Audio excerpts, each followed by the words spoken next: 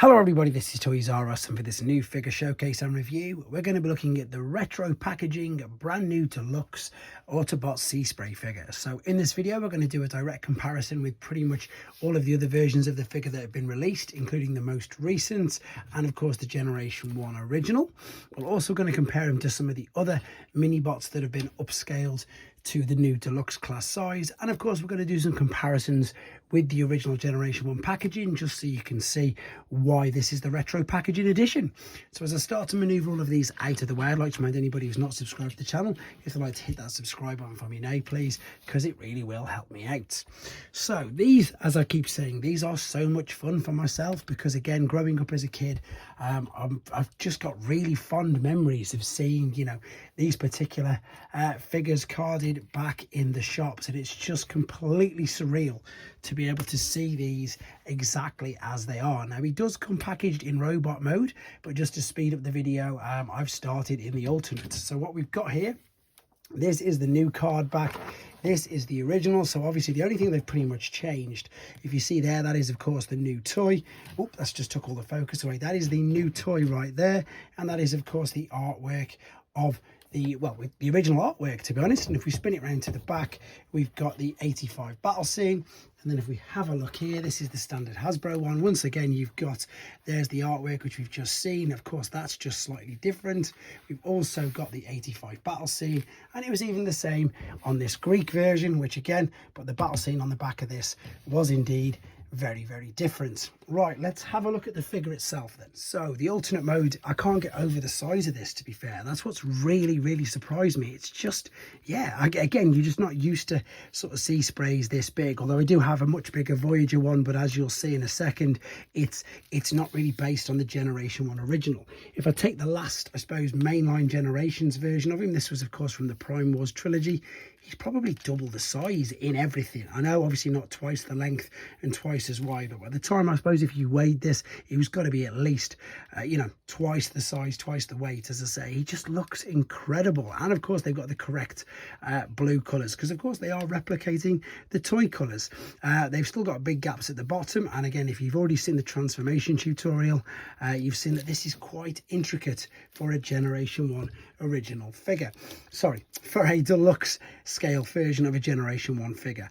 There's the original one. This one unfortunately is just a teeny bit sun faded, and I'm also intrigued as to whether Hasbro will go one step further and do any of these Spanish Thesema versions of this particular figure, because that would be really interesting, as well of course as doing the G2 in the metallic, which we can have a look at more detail in a second. There he is next to Brawl, which we can see there. Let me just zoom in a little bit because they're just a tiny bit out of focus. So yeah, he's huge again for a deluxe figure. I know again he's not as tall, but he's huge. If I bring in a little Bumblebee figure, this was of course is the one that's based on the Bumblebee toy mode. I'm just using the Netflix one. There's another, that's another normal Bumblebee at deluxe size. This is going to be one of the biggest, I suppose, deluxe alt modes I think we've had in quite some time, in all honesty. It really did surprise me just how big it definitely is. Right, last couple of quick comparisons, then as I say, we're going to get him into his robot mode and do a lot more. So there you go. Last things to look at is his weapon, which we can attach to the side of this like so. That will attach there, no problem. I love the Autobot logo in the front. These are painted on, which you can see. He's also got 5mm ports pretty much all around him, so you could put loads of accessories on him, two each side, and no, you can only attach that on there. You did see it's quite hollow underneath, but to be honest, it doesn't make a difference, does it, because you can't see it. And of course the propellers do spin around as well. So that's all there is to say about this particular mode. Let's get him in his robot mode and do some more comparisons. Okay, then we're back for the final time with him in his robot mode. Quick apologies for no transformation process in this video. I'm sure you've already noticed I've uploaded a tutorial already, and indeed one of the main reasons as well is because this guy's a teeny bit temperamental, but that's due to the fact that he's been massively overplayed with at the Comic-Con weekend just gone. However, the robot mode to me again is just so clever. There's hardly any gaps at all. I mean, there's some tiny ones under there obviously, but everything else is just really cleverly filled out. The head sculpt is brilliantly based on the Generation 1 toy. It will spin all the way around if you want it to, completely unrestricted. The arms will come out and go way past the point of T, so they can go all the way up. They also, if I bring this down, will go all the way around unrestricted. There is a bicep swivel as well as a flexion. There is also wrist up and down. It doesn't spin around, but it does move up and down ever so slightly.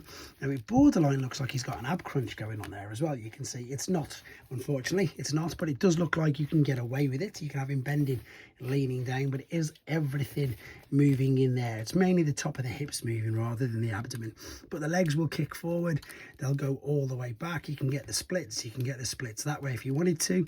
There is a thigh cut, there is a knee bend, and there is a huge ankle tilt, rock, toe tap, everything. So very, very articulate for just a deluxe figure, to be honest. As I say, this is one of the things that perhaps, again, like I said in the transformation, if you're buying one of these at a later date, then this is something to be aware of. These do get very, very loose, but it is just a simple case of just popping the clip in. If I just lift this out, you can see inside there. To be honest, it's just popped out. You can probably see the white little tab there just sticking out, so I'm going to pop it back in and then clip this over, and again, it's as simple as that to rectify. But again, if you're watching this and it's any later than 2025, that is something to be aware of. With his blaster, you can pop it in there, no problem whatsoever. I'm pretty sure it's going to be blast effect compatible. Yes, it definitely is. And also, I need to put that back down just to collapse that in there. You could also, if you wanted to, keep it where it was and have it as an over the shoulder cannon as well, which also looks great, which again means that you can then put other weapons in his hands, in his forearms. Yeah, you can completely overload this guy, 2, 3 on each arm, to be fair, which you can have quite a bit of fun with that.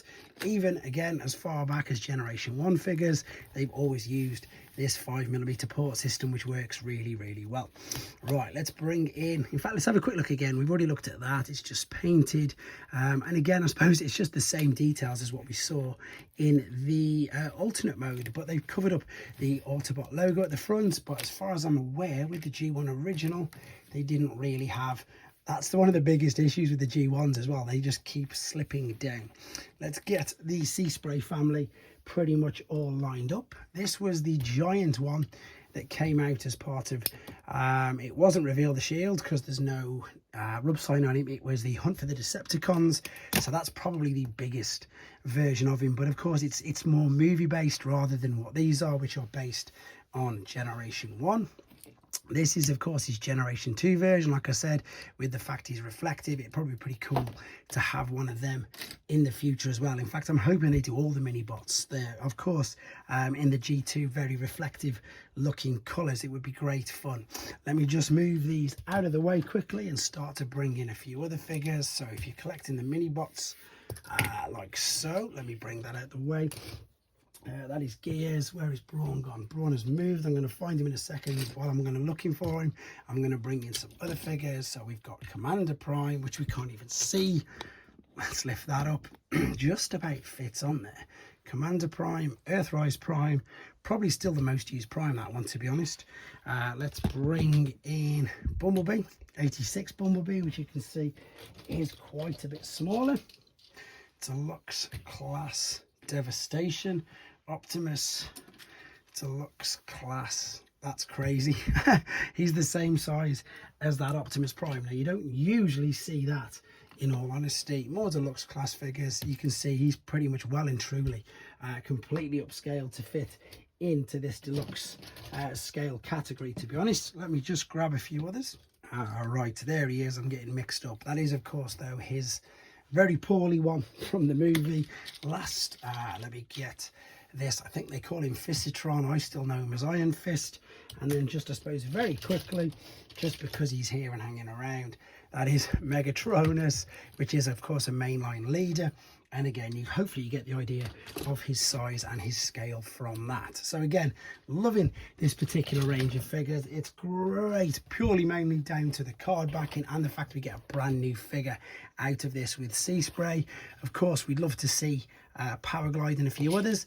Let me know what you think of this guy in the comments, though. I think he's great. Thanks for watching. Take care.